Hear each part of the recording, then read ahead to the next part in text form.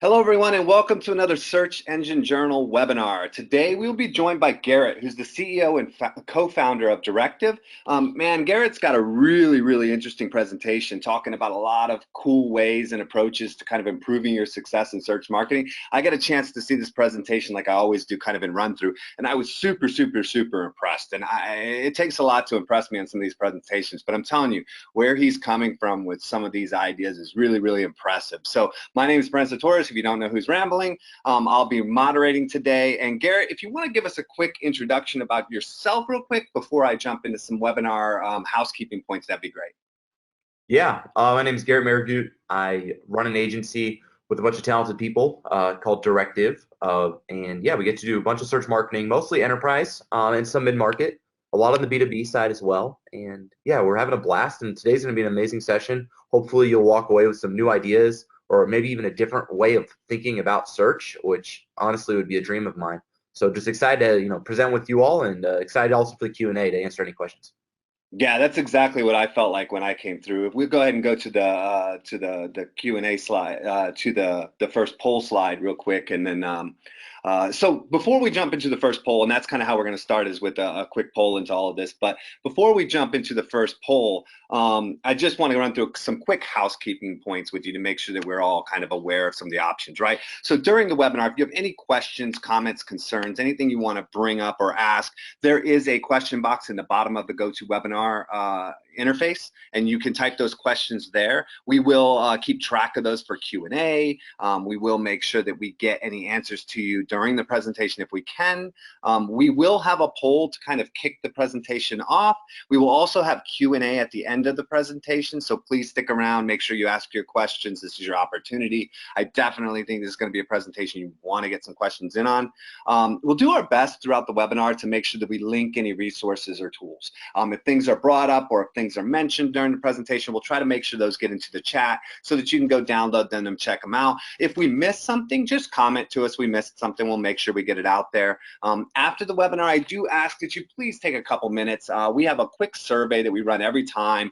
We give this information back to the speakers. We look at it ourselves, and it really does help us kind of adjust and continue to improve these webinars. So it takes 5 minutes or less. If you take the time, please, we really appreciate it. Lastly, the entire webinar is being recorded.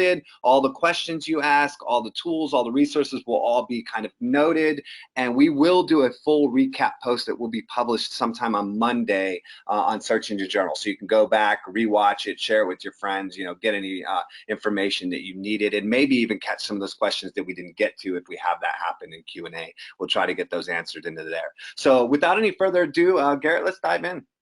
Oh, well, let me do the poll, and then we'll dive in. All right, I'm going to go ahead and launch the poll, guys. It's a pretty straightforward question. Which option best describes your situation? This is just kind of help with us better understanding where to kind of focus in some of the fine points of the conversation throughout the presentation. One, I work with a search agency and I absolutely love them. I work with a search agency, but I'm not too thrilled with my results. I don't work with a search agency, but I am looking for one. I represent an agency, I'm at an agency, I am an agency, or I am a freelancer. So I will give everybody the chance to kind of throw in their results or their vote. If you take a couple seconds, we're at about 70% voted, so I'll give another couple seconds, and then we'll go ahead and close it out and show the results, which I actually can see it for all of you.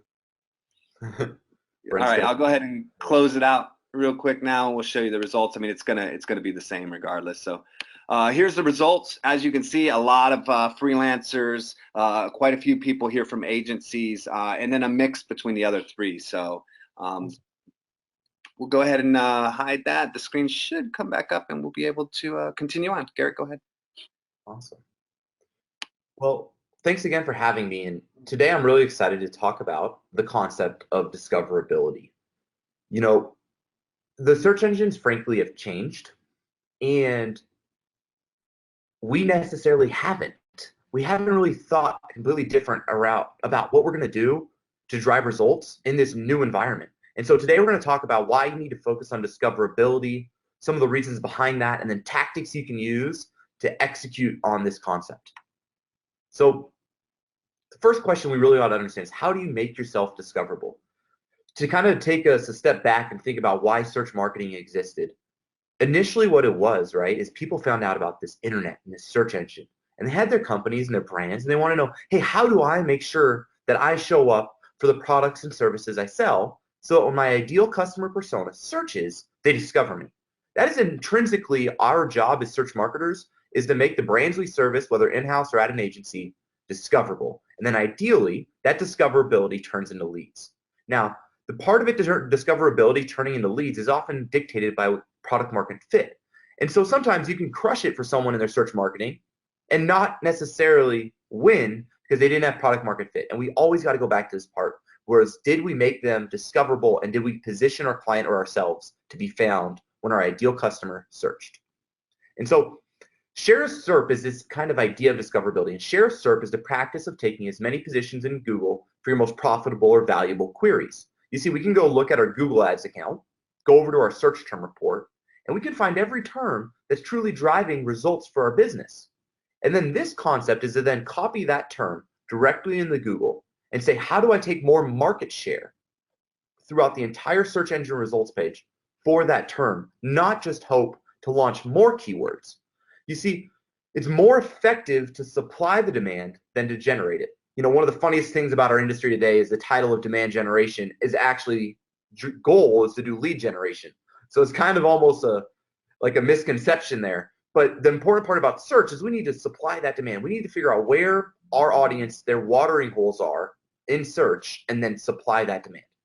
And so you've identified the best trade show in your industry. What would happen if you had every booth at the trade show? You see, the same thing happens in every marketing channel. If you go to field marketing or events, what happens, right? You sponsor an event. Everybody's like, that was amazing. Let's scale that up and do all the different events. And as you probably know, if you've ever done that before, not every event is created equal. Just in that same manner, not every keyword is created equal. And so currently the idea in our industry is when you start to see success, we scale by going after more keywords. But the truth is, you should scale first by taking more market share for the keywords that are already working. And we start to change this concept. Number one, we decrease our time to success. And number two, we're able to more like significantly or statistically significantly drive that success more often, also in a shorter manner. So let's take a look at why this matters, right? The average click-through rate for Google Ads is about 2 to 5%, give or take. Okay, oftentimes 3 if we just want to call it like just a raw average. The number one organic result is almost 30%. And so what we need to ask ourselves is, could we 10x our volume by simply advertising not only on Google Ads, but the number one result? And the reason I'm saying advertise on the number one result is because the SERP landscape's changed. Let's take a look at what this looks like. I'm going to show you right now top ERP software. If you're on your computer right now and you want to even open a new tab, take a search and look at top ERP software. What you're going to find is individual websites no longer rank at the bottom of the funnel when purchase intent is strongest. In other words, someone is showing you through their query that they're actually in this buying stage at the bottom of the funnel. You'll also notice that keywords like this are the most expensive in Google Ads. That's because we know the intent is correct, but not one website is ranking. Instead, we see a software advice, Capterra. Now, a cool part about software advice and Capterra, just as a side bit here, they're both owned by Gartner. So you don't have to ask your customer for reviews twice. You just get the reviews once. See, you'll see PC Mag. You'll see Finances Online. You'll see apps around the world. You're not going to see SAP. You're not going to see Oracle. You're not going to see Microsoft Dynamics. You're not going to see these large enterprise players. And that's not because they don't have a software or that they have terrible marketing or they have a bad SEO team. This is because Google is saying that essentially what I call the Yelp and the Amazon effect. Because the Yelp and the Amazon effect, and you can see it in B2C, is that if I'm going to look up a $5 breakfast burrito and like make sure I find the best darn breakfast burrito around, and I'm going to look at all the reviews and figure out that location, I'm sure as hell going to look up reviews before I buy a $2 million software or a $20,000 software or a $250,000 software or a $250,000 consulting engagement. My point here is that our customers are looking at reviews. Google knows that, and we're borrowing Google's customer, right? This is Google's searcher, and Google wants to satisfy that search the best they can. And they know that when people start to have buying intent, individual websites are not the best answer. Okay? And here's the reality, right? Beyond just this, 61% of B2B buyers look to third-party sources. B2B buyers are still what I like to call people. And they are very used to looking at the $5 brooms on Amazon and the $3 breakfast burritos and burgers and restaurants. They look at reviews everywhere they go. They're going to look at reviews for these large purchasing decisions. And we need to make sure we're being discovered. And so let's talk about this solution, the share of search solution, right? This is the process of becoming discoverable. So first, we want to analyze our search engine results page. We want to look at the competitive landscape. We want to launch and test these campaigns and these ideas, and then we want to measure ROI. First and foremost, is my site the best answer to this query? Okay. So what I mean by that is, could your own website even rank? So this is just looking at something like top SEO agencies or best SEO companies. Directive happens to rank, I think, top 1 or 2 for SEO agency. So we do eat our own dog food. We obviously love to rank our own website, but we also recognize that if I'm 1 out of the 10 answers, and I know that when people searching for SEO agencies are ready to buy, then I got to make sure I'm showing up on these other sites as long as they fit my brand. Okay. So that's the second part. Would my target customer shop here? So when you go back to this, like clutch.co in the SEO space is a great directory that's more transparent, has some real reviews, a lot more context, and has more of an enterprise buying experience. While 10 best SEOs and top SEOs are kind of frankly bad, crappy lists that you're just paying to show up and there's not a lot of value. And so a lot of times, if you charge a lot for your services, you're going after enterprise customers, they don't use these lists because they can tell that they're not really transparent and accurate. And so you got to understand, okay, what list is best for me and my target customer, because they're not all created equal. And then we have to ask ourselves, are paid lists outperforming paid search or even organic? So we got to test these ideas. Like the number one thing, as a side note, I think I have to take a little tangent here because this is important. In search marketing, we need to stop using marketing data to prove our value. It's one of the largest and biggest problems we have today. And it's why PR agencies can charge $10,000 a month, and the average retainer in SEO is $2,000 to $3,000 a month. PR drives no value, but they are intrinsically valuable because no one wants bad press. That's why this concept of discoverability is so important. We need to make search marketing intrinsically valuable because brands need to show up when their ideal customers are searching. We can't just only look at essentially this marketing data and say this is our only value.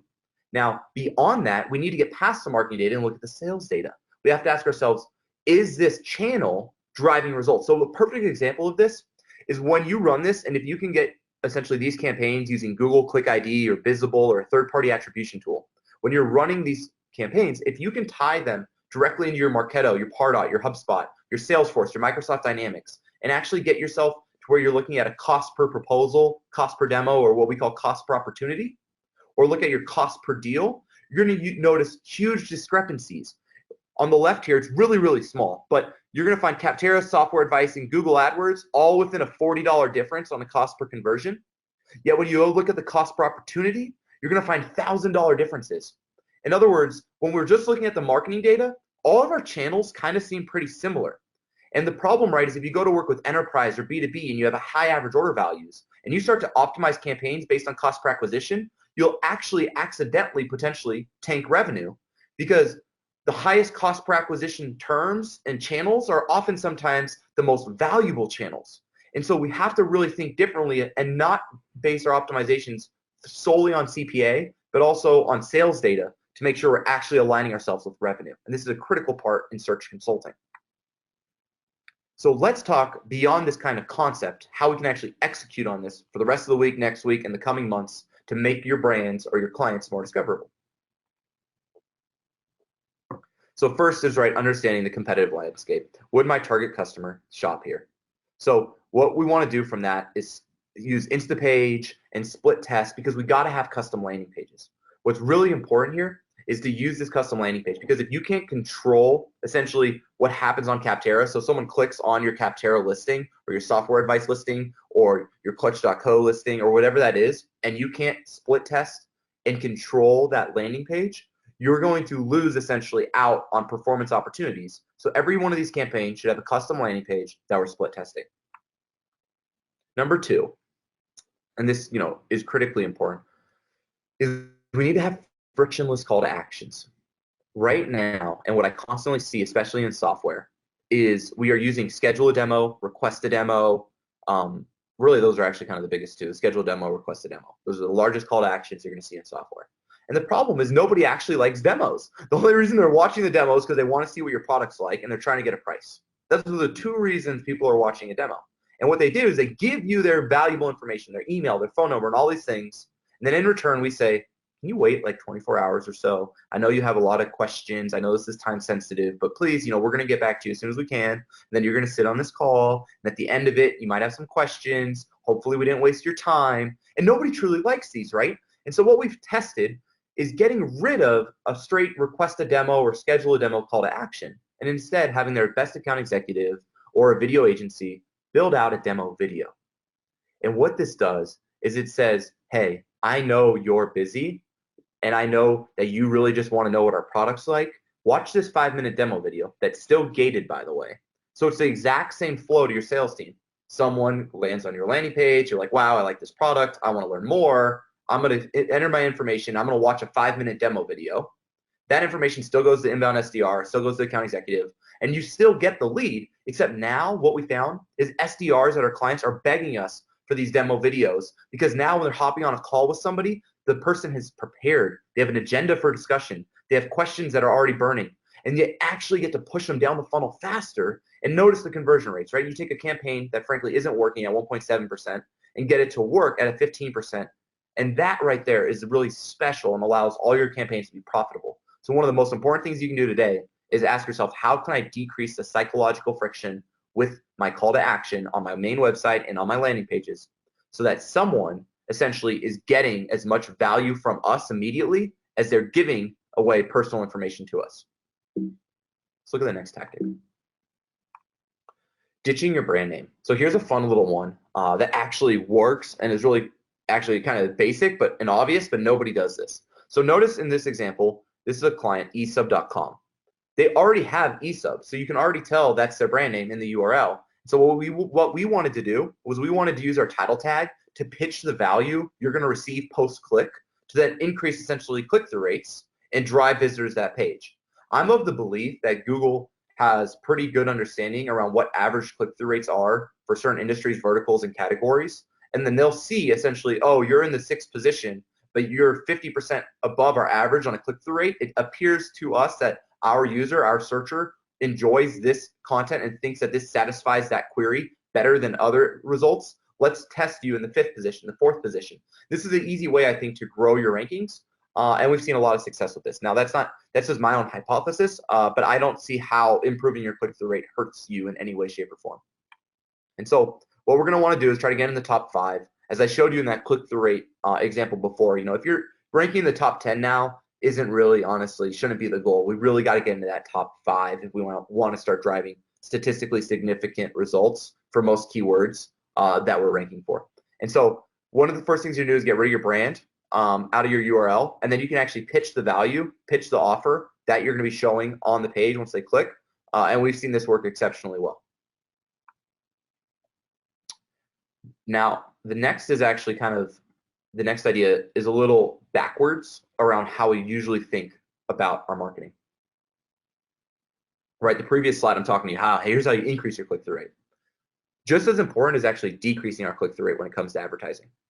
One of the biggest mistakes we make in advertising is thinking that our solution is for everyone, or not having the gall to essentially appear to our ideal customer persona so they have that moment where it's like, oh my gosh, I never knew a solution like this existed. Now, this is really important for startups or people that don't have a defined category. So like this example still with esub, they're subcontractor software, yet that's a really small category. And in fact, most contractors don't know that a subcontractor solution even exists. So what do? You take yourself or your customer and you put them in the bigger category. So let's say you're, like we have a client who does sales compensation software. We'll talk about that later. But what if you could put them in the overall sales software conversation and then change their product title tags in your advertising to be about sales compensation? So now you're driving exponentially more awareness around your product. You're making yourself exponentially more discoverable, but you're not increasing cost because you're clearly defining who your ideal customer persona is in your title tags. This is a really clever way and smart way to increase discoverability without drastically ballooning your cost, since most of these models still rely on a CPC. You're only getting the CPCs that fit your ideal customer persona.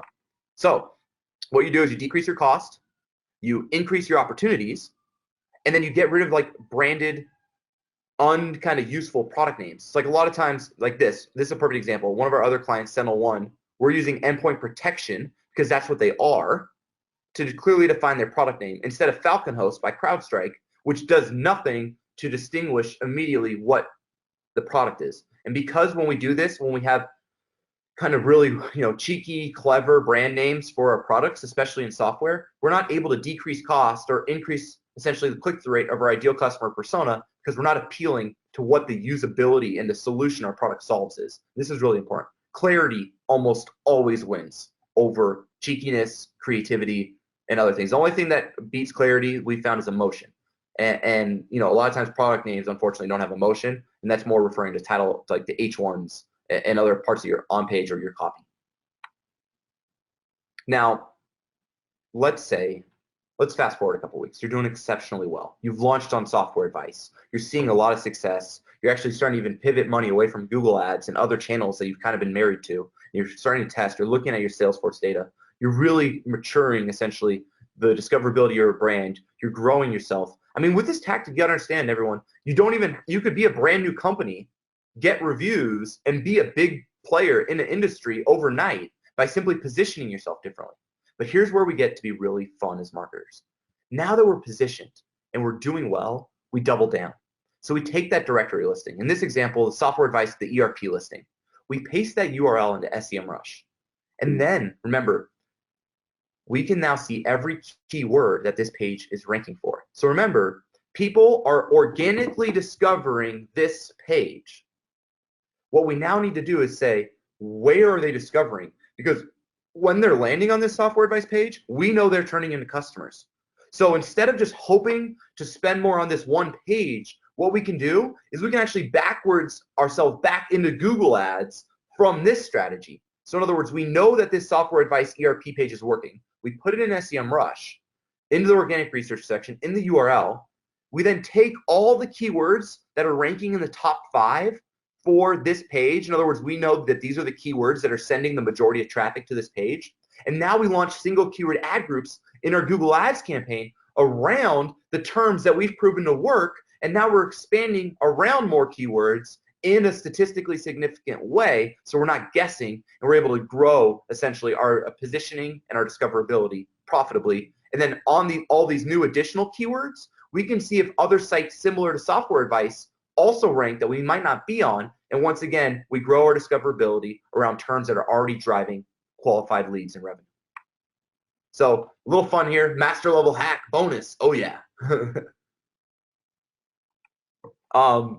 Segmenting your product. This is a client of ours, exactly. Super clever. I wish this was my idea. It was their idea. Really, really smart. So they have a sales compensation software. Okay. And what they did is they took essentially the same product, labeled one small business, one enterprise, changed their marketing, and then essentially doubled their market share on every one of their positions in the directories. So in other words, every Software Advice, G2 Crowd, Gartner, Forrester, every place, they now have 2 products, one for small business, one for enterprise, which drastically increases their market share, makes them look like a larger brand in the space, and was able to really grow their business. So if you can segment your product to serve maybe enterprise and small business without necessarily even having to change your product that much, maybe just removing features. So you have your enterprise product, then you remove features, have your small business product, then you can actually do lead gen for both and then grow your market share. A really clever idea. So back to business. Getting creative once again. So outside of these third-party sites, what if we could get even more creative and take more market share? This example is the best standing desk, okay? So what you're gonna find is on this, you're gonna find a bunch of other sites like reviews.com, the Wirecutter, the 10 Best, and this is, in almost every industry, this is an e-commerce example. But what we can do is we can actually take out a specific placement using Google's display network and then make it look like a native ad. So what we do is we find all the keywords that are driving revenue for our business in our Google Search Ads account or based on our third-party sites using the SEMrush tactic we discussed earlier. Then we create a filter in SEMrush for only looking at the sites in the top 5. Then from those sites in the top 5, we've essentially filter out news sites and publications or anybody that's running Google's display network. Then you can build like a GIF ad that's interactive, match it to the branding of those pages, and you can essentially create a native ad above the fold to take market share if, obviously, ideally, right, you're mentioned in the article. But frankly, a lot of times that's startup products, newer products, or any product. It's not always easy to be included by an editor or historically to reach out to an editor. A lot of times it was written by a freelancer, so they aren't even going to update the post. So you have no way of getting on the post to make yourself discoverable. Here's an easy way to hack that and then make your brand discoverable by using Google's display network. And then you're not guessing because you're already using the search terms that you already know are profitable for your business. So you're just taking market share in areas that are already proven to work for you. Next, experimenting with ad networks that rank. I mean, there's a lot of ad networks that rank for your terms, and it can be a little overwhelming. Quora, for example, is a great ad network that does actually work, but you have to know how to make it work, and once again, not guess. You can also answer questions on Quora in a really strategic way to not waste your time and also not guess and put your brand as part of the ongoing conversation that's happening. And so you can inject your brand into that conversation in a really wise way. Here's how you do it. You take Quora and you add Quora to SEMrush, Quora.com.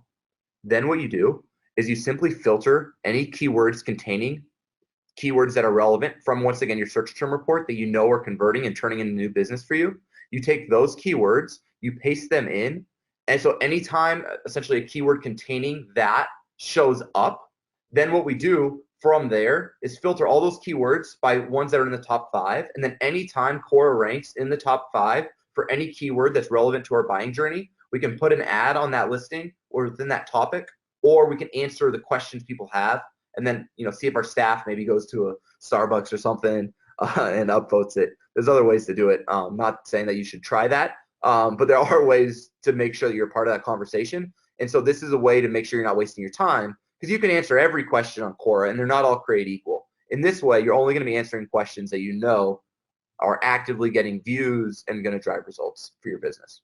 And then one of the last ones here is the wild card. So we know, for example, in my business, PPC agency is a great, keyword. If I can show up for PPC agency and I can advertise for it, I'm able to turn this into new business. The problem is that's just like one keyword in the overall buying journey. And that goes for a lot of us. We start to think so granularly around this one term. And instead we need to open up our mind and say, okay, what does that buying journey look like? Right? So you'll notice one of the top things is near me. Okay, it seems to me that despite globalization and the fact that so many people are remote, people still want an agency near them. Okay, that's interesting information to know, number one. And then number two, the most asked question is pricing. So what you do, right, is you take this information, you go over to your content team and say, hey, can we launch a blog post around PPC agency pricing, maybe build out a guide? And it's really important because we already know that when people are searching PPC agency, they're turning into new business. Let's take more market share here and maybe even go a little bit up funnel to more of the educational stage and really take more market share around that. Another way to do this is using Answer the Public. So you can paste any of your primary keywords into this free tool. They have a paid version now as well. But you'd post essentially or paste PPC agency into Answer the Public, and then you'll see all their questions. Now, here's how you use Answer the Public a lot better than how it comes out base. So you copy those into Answer the Public, but then you export the keywords into a CSV file, and then you re-import them into something like a Moz Keyword Explorer or Ahrefs, and then you can prioritize your content calendar for essentially your topical content based on volume, difficulty, and brand fit. And now, once again, you're strategically writing the right content based on data, not just guessing. Because prioritization in marketing, in my opinion, is one of the most important things. Not just doing things, it's doing the right things at the right time, or the most impactful things first. And so just something in closing that I want everybody aware of, from our data in our SQL database, and this fluctuates and changes, but the last time I was able to look and pull all this data, the cost per opportunity, so like actual demos and proposals for clients, was about $3,000 lower than AdWords, which comes out to about a 230% difference. So we were finding that Capterra, Software Advice, Clutch, and all these other sites that rank in every industry has ones unique to them. These sites are actually outperforming Google AdWords or Google Ads now in a lot of cases. So something to definitely be aware of, and the data supports this. In closing, you deserve to be discovered when your ideal customer searches. If you need any help with this, we'd love to help you. And I'd love to have any questions and answers. And talk with you more. Awesome. Great job, Garrett. I really, like I said before, I really like some of the creative angles here. Definitely looking for diving into some Q&A. Just want to mention we have a new episode out on Search Engine Nerds. We're actually calling it the Search Engine Journal Show now. We will be kind of updating that and talking more about that in the future. But new episode out with Keith Good. Really good information on data. Check that out if you get a chance, and check out some of the other episodes on Search Engine Search Engine Journal Show. With that out of the way, let's dive into some Q&A. Let's talk a little bit.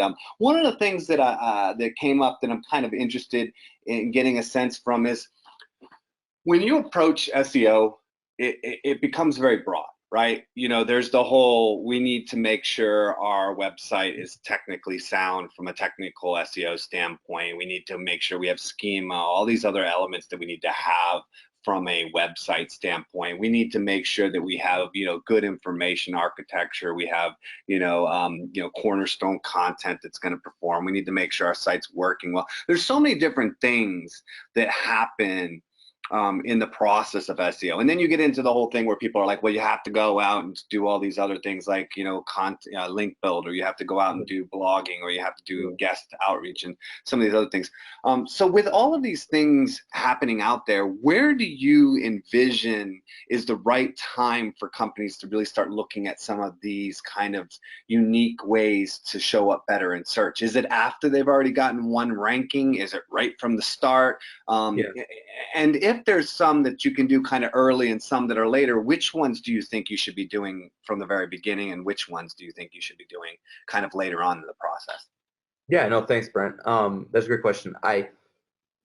First off, we need to simplify SEO so much. Like the game isn't that complicated, and a lot of us make money trying to act like it is, unfortunately. And our industry is pretty good at that. The truth is I didn't know anything. I read a bunch of blog posts, and I just practiced on websites, and I was able to kind of figure it out. And what I figured out along the way is that if you have a good brand, okay, number one, that's the most important thing, okay? We are not that important in search marketing, and you can prove that by working with a bad company that has no product market fit or bad pricing, rank them number one for anything, and you won't make them a cent, okay? In all honesty, the brand is what matters. And my point there is we need first a great website that actually creates a differentiation around the product or service we sell. We have an ideal persona, we speak to it, we matter. Okay, all the other stuff of search is just traffic. It doesn't matter if you can't turn it to revenue. So the most important thing, first and foremost to me, is making sure that we have brand fit, that we have a strong brand, that essentially we can monetize our traffic, number one. Number two is our website fast and usable. Okay, does it work well on a mobile device? Can our customers use it? Not for the ranking standpoint, but from a customer standpoint. If all of us kind of forgot everything we know about SEO and just simplified everything to say, how can I help customers and how can I essentially position my brand? You get really, really good at SEO. So number two, right, is usable. So number one, good brand. Number two, usable website. It's fast. It looks good. I can use it on devices. Number three, I have very good product or service pages. In other words, I have a framework and the potential to rank for the keywords that are most likely to drive revenue for my business or for my client. So we need really strong core pages. We can internally link to those core pages from our blog, from other areas. But number three, really strong core pages, great on-page SEO. And then number four, we need to build links to those core pages. We need to, and one of the best ways I'm finding right now to still build links is the podcast. Be a guest on people's podcasts. It works in every vertical. It's the easiest link building in the world, and it's the most consistent link building, and it will work. I almost guarantee it for you. The reason why is podcasts are only as good as their last episode, and the whole entire podcast model is guest driven. Imagine if every blog was guest post driven. Think Moz, right? And so Search Engine Journal, for example, also has people who contribute, and we have ongoing people and editors. At the end of the day, it is still a blog driven by the industry. Every industry has those, and those are the ones that are easier to guest post for. But most importantly, every podcast relies on guests. And so when you pitch a podcast, it's a lot easier to get your pitch accepted, and you still get a great link. And then fifth, we need great content, not for the sake of SEO, though. One of the worst things that ever happened to content marketing, and that I constantly forget, is we do all this keyword research and we're like, oh my gosh, we got to rank for this keyword. It's going to send so much traffic. And then we think about, okay, how do I need to write the article so that it ranks? And we do this whole thing about ranking and forget that maybe our content sucked. And so, yes, we need to do keyword research. Yes, we need those things, but we should have really good content that's hopefully unique and only our company could create it. That's what I found is usually the greatest content that your brand ever produces is the content only you could produce. So using data that only you have, opinions that maybe you're taking the first position on, and then actually having opinions and thought process. The world and the internet and Google doesn't need 17 reasons why or 5 reasons why or 8 reasons why. And that type of content, while it can rank, I've found rarely turns into a new business. And so we got to get more creative with our content and say, are we actually satisfying the intent someone was searching for and creating more interactive content? And so I think if you did those things and then went out and looked for every brand, like third-party site that showed up for your terms and positioned your brand on there and you got great reviews because you had a great product or service, that's the easiest way to grow your business in SEO and be really, really successful. Yeah, I would really agree with the content, really need to be focused these days, especially with the shifts that we're seeing in the search space in general and how a lot of whether it's Google, Facebook, social, anything, the idea is really that they want less and less, quality. I mean, less and less content as a whole, and they really want to focus on quality content. I've even gotten to the point where people start asking, well, what's the volume of content we should be writing, right? And it's like, look, I'd rather see you do one amazing piece of content every 3 months than than crappy content every week or mediocre content once a month. I mean, it's whatever you can do to really create something that's super cornerstone. I'll give you a great example, and I'm sorry to kind of like take a moment and No, speak you're here, totally but, right. And you're spot on. yeah, so I actually was doing a lot of research because I was working in the teeth straightening space, right? And so in the research, I realized there's a ton of mentions and links going back to Invisalign. And what they did is Invisalign had done a survey that wasn't even super comprehensive, right? They just did a survey of like their normal users, and they did kind of a little survey with some, different people that were interested in getting their teeth straightened. And they just asked the question like, were you happy when you got your teeth straightened? And like, then they came out with all these stats. They were like 87% of people are happy after they get their teeth straightened, right? This was nothing too crazy, but they have gotten links for years. Like this was years and years ago, and they're still getting mentioned, still getting links on a consistent basis because there's nobody else with those stats. So sometimes it's going simple. to BuzzSumo, right? And then you put in dental, you find every person in PR and journalism who covers dental, and you say, hey, I've got some amazing stats I think you should feature in your next article around this subject. In fact, we found 86% of people are happier after getting their teeth straightened. I think it's amazing information that your audience would love to use. It's amazing how often data is what essentially gets linked to, and usability is what gets linked to. Things that actually satisfy or give you an answer, not things that give you more ideas. And it's really important to understand that. And like you were saying, the velocity of your content calendar should match the quality of your content creation.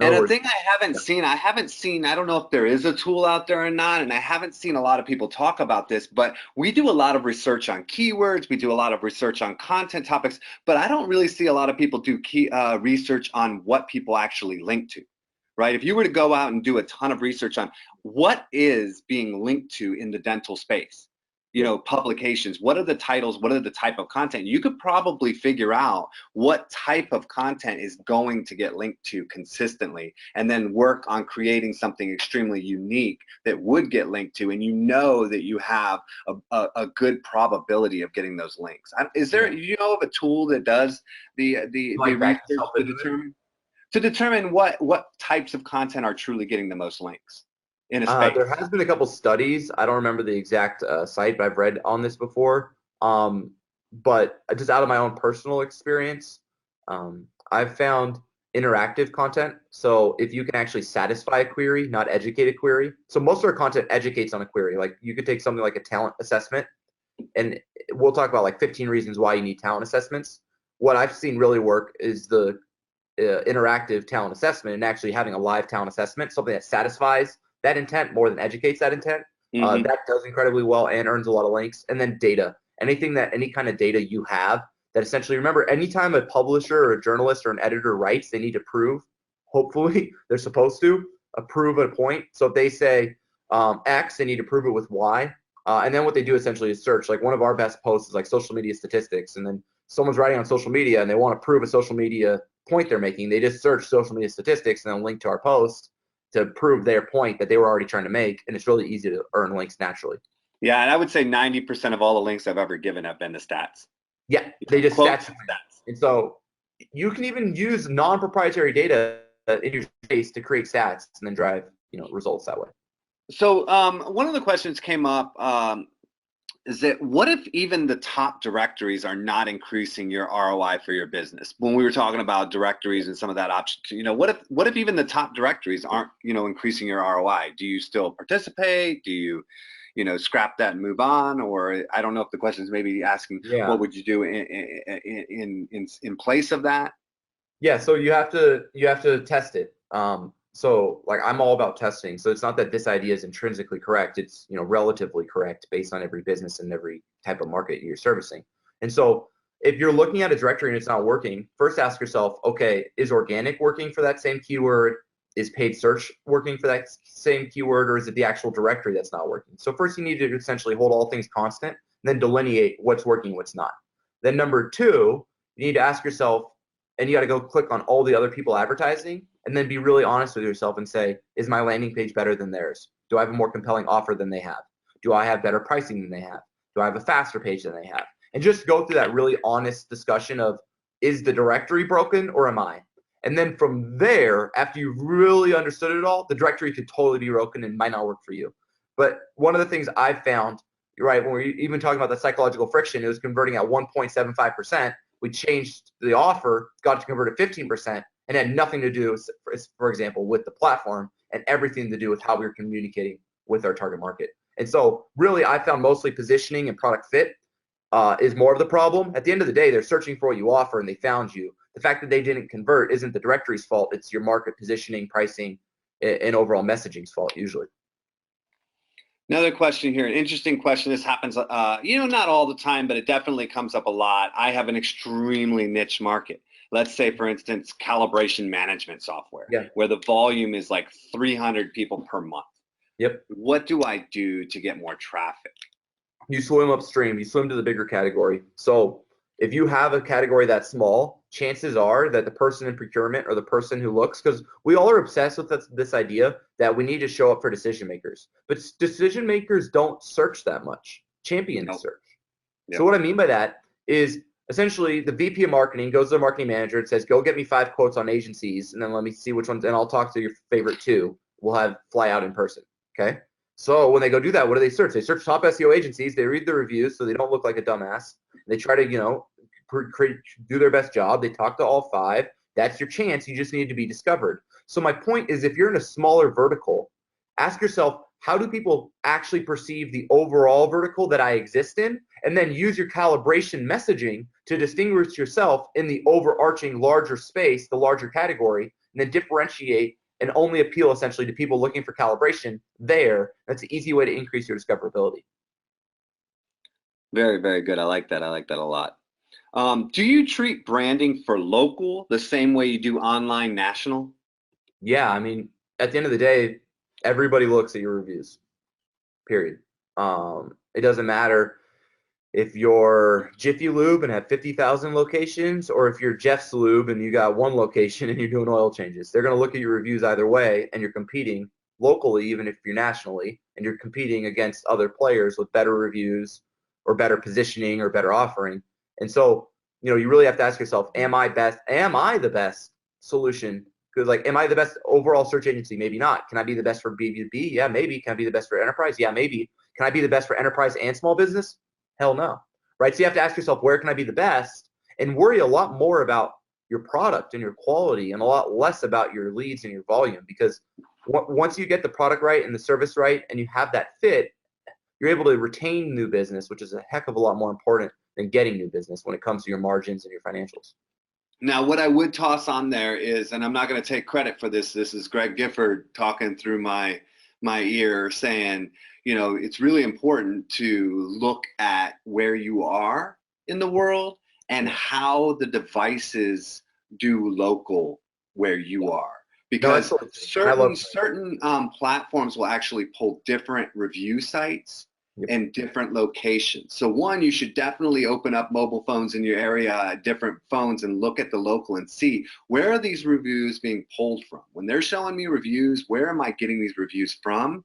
And then if you can identify a certain source or sources, then definitely make sure your reviews are solid in that place, right? So you can show up for the people in your local area. Also note that the authority for ranking locally is quite different for local than it is for national and just online in general. And that's that like links from other local businesses in the same area actually have a higher weight and they can help you perform better. So there are some small aspects that you would look at as far as where to spend your time branding. But, I agree that, the branding approach is pretty similar Yeah, regardless. there's definitely some nuance, Brent. You're totally correct. Like, if you're national, it's more about links from your vertical or people in your space, and if you're local, it's more about proximity of links or region of links or type of links, and then links to your location. So, question comes in. Large number of my clients are struggling to win back search positions in local search versus competitive using paid backlinks, right? So, there's even beyond the specific question, paid links is something that is still happening. It is still something that people feel like is working in many ways. I personally am not an advocate for paid links at all, but would you, Garrett, consider using paid backlinks in industries and countries where they still work?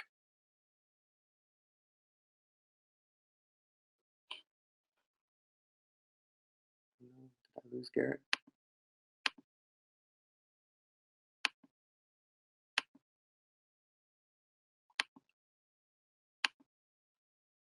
All right, well, I'm just going to answer real quick until I hear from Garrett coming back because I don't hear Garrett at all right now. So I'm just going to say that I personally, having been around, I've known a ton of link builders for years. I mean, ever since the early days, 10, 13 years ago, when I first got in the industry till now. And I mean, pretty much my only stance on paid links are when they would be naturally organic anyway. If you're facilitating something that would be a natural link anyway, that's still considered kind of gray, black hat, and kind of against the rules. But I felt like that if nobody really cares if you got a paid link, in my opinion, overall, if you're getting it in a way that you would have got it organically. But honestly, at this point, the better bet is to take the money you'd spend on paid links, to take the money you would spend on building links like that, and really focus on that really amazing content we were talking about. I mean, the point that I try to make there is I see people going out and spending like $50,000 on backlinks that they're going to buy. Maybe or maybe not are they going to even help you at all? Possibly they're going to hurt you. Possibly they're going to get you in a lot of trouble. Versus take that money and run a national survey, get the data together, have a design team, make a white paper, 5 or 6 different, collections of graphics, 4 or 5 different articles, spend the time to go out and sponsor this content or to go put this content on a lot of different areas. I feel like in those regards, you're just going to get more traction out of that than anything else. I really think you're going to get more from building really great content and then getting natural organic links for really high quality content than going out and buying links. So I really think And that what I found, yeah. I found something on that. I did a kind of little study and looked at the data.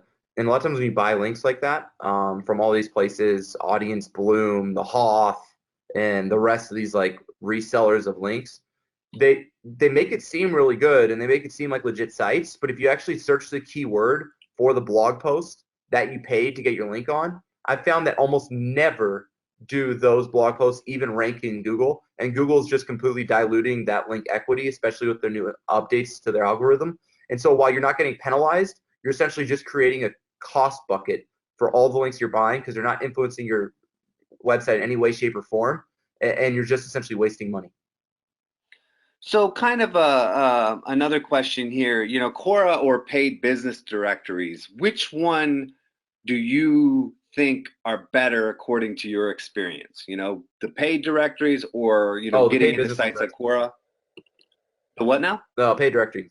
Paid Really? directories are exponentially better, I found, Very interesting. because You don't have reviews on Quora. People can't see what other people are saying about you. The whole point here is that you're aligning with this strategy yourself with essentially how the consumer in 2019 buys. The consumer doesn't trust you, they trust everyone else that's used you.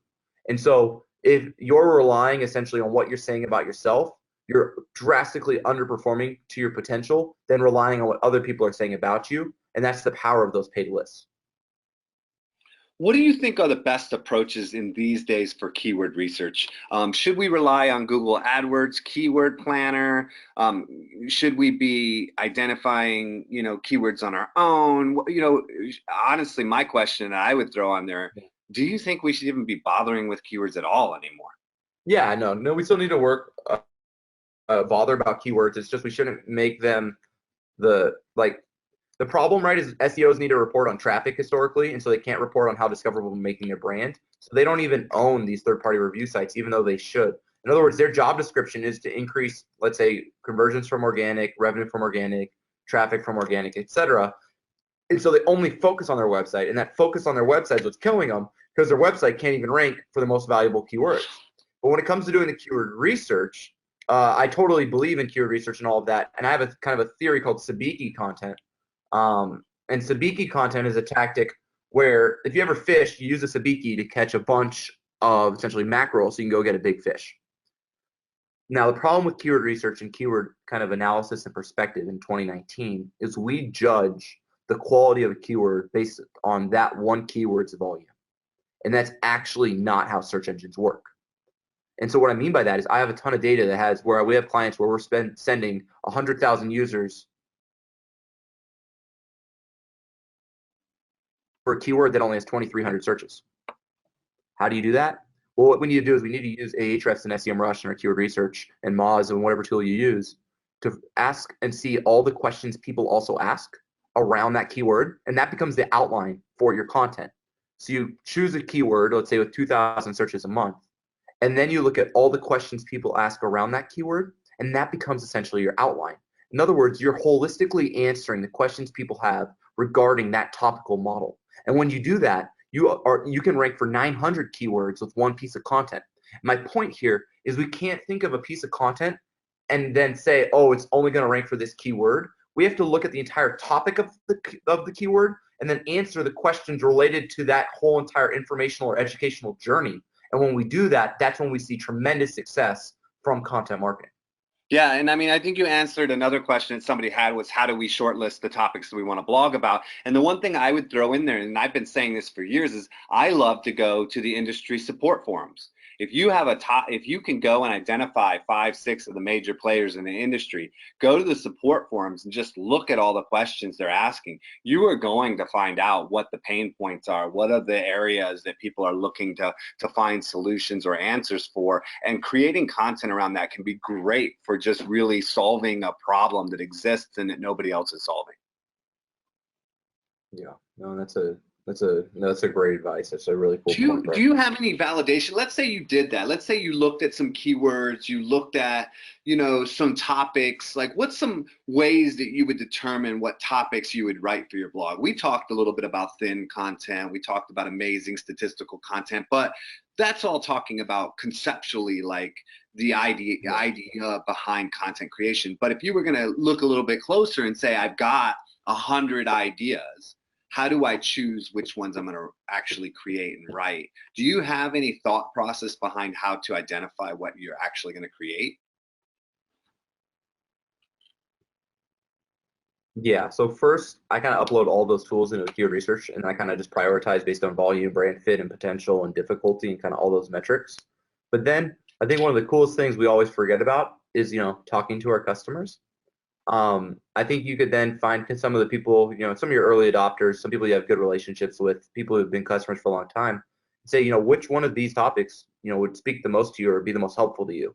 And use your customers who are already paying you to say, hey, which one did you wish you knew more about?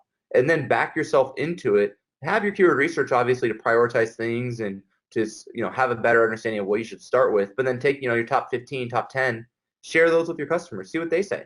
See what the kind of content they wish they knew had more about. And then create that content to satisfy just the information your customers wish they knew. And I can tell you right now, that's going to help you get new ones. Very cool, very cool. I like it. Let me see. I had a kind of a general question in here that I kind of jumped past just because it was kind of open-ended, but I just want to throw it to you as kind of one last question to cover, and that's Yeah. how would you go about optimizing a landing page? You know, I think that this one's an interesting one because a lot of times we talk about how do you optimize for, you know, a website, right? But if you're just doing a quick landing page, if you're just doing whether your whole site is a landing page or whether, you know, a section of your site is, you know, acting as a landing page, how would you approach optimizing a landing page? Yeah. So first, I'd like to say, I have a director of CRO and a whole conversion rate optimization team at Directive, and they're phenomenal. She actually just wrote a piece on Moz about how to do this. So I think that's a great article to check out to anyone's listening. And she'll be far more detailed and better than I am at answering that. But a couple of things I found that work really well. Directional design. So if you're going to have a person in the hero shot, have that person looking at your call to action. Number one, that's really helpful. Having a singular call to action or a dual call to action. But if you're going to have a dual call to action, have one be essentially top of funnel intent and one bottom of funnel intent. In other words, one educational and one purchasing. So you could have essentially download case studies, get a quote, for example, get a quote being bottom, download cases being top. We found that multi-step forms have a tendency to outperform long form forms. Mm-hmm. And we've also found that emotion works really well. The quality score isn't necessarily as much as it used to be around having exact kind of match keywords in your H1 and your title tag from your Google ads. And so you can actually start to use emotion more, keeping your lines less than 3 lines at a time so your information is consumable. And then obviously having a world-class designer. And then split testing it. Have a big crazy hypothesis. Say, what if we tried this? And then split test that with a percent of the traffic compared to something that's maybe safer. And, but try to do bigger split tests instead of small split tests. I think oftentimes, we're testing these minute things on hundreds of users, and we don't have millions of users to really get even statistical significance around minute changes. So try to do bigger changes with your split tests and try bigger concepts and build a hypothesis, test that hypothesis, and have fun with it. Yeah. But One yeah, it other is thing definitely a process. And One other thing I would definitely throw in there, and this kind of goes into all content and all marketing, is that like one of the core things you have to pay attention to in marketing is storytelling. That's what makes us human, right? I mean, the ability for us to tell stories, the ability to pass on information, pass on knowledge, and you can see right now that video and imagery is a select form of storytelling that we are flocking to. That's why Instagram and YouTube are dominating. That's why visual influence is dominating. And so I would definitely consider, the visual aspects of your site without slowing your site down, because you absolutely need to be fast, but also kind of look at how you can be kind of visual. The other thing I would say is like, I still to this day watch old movies and think like, oh my God, this is so grainy. Like it's so weird how bad movies were like even 10 years ago. People feel that way a lot about websites too. You have to make sure when you're creating these sites, like you said, have like a really good designer. It is super important to understand that the subconscious, that people, how people view your site when they first land on it has an impact. And you want your design to look yeah, modern. You want it to look current. I see some of these landing pages that look like they're 10 years old, and nobody's going to buy off of these old style kind of landing pages because they just don't feel comfortable. They don't feel right in today's era. So definitely design has a big, influence on a lot of that. and Brent, yeah, I have kind of a slogan I use for this, and it's perception is reality. People Yes. perceive the quality of your product or your service based on the quality of your website. They cannot accurately or appropriately distinguish as a user who knows nothing about your business that your business is actually really good despite the experience they're currently having. They cannot do that. And so perception is reality from in our design. It allows us, and brand and design is one of the cheapest individual one-time fees that you can do to grow your gross profit margin, because you can increase your average order value and really be in a position to grow your business by increasing your prices due to the perception of your brand. And that's the power of design and branding and why we have to have that as search marketers. Absolutely, I couldn't agree more. Absolutely, a lot of really great information here, Garrett. Really appreciate you taking the time to kind of share a lot of this with us. As we mentioned, we will be putting all of this into a post that we'll publish on Search Engine Journal on Monday. If you have any additional questions, please continue to throw them in, or reach out to Garrett or reach out to me, and we'll make sure we get those questions answered for you. But we've kind of run out of time, so thanks, Garrett. Thanks everybody for joining us. Thank you so much. Have a great day, everybody. Cheers.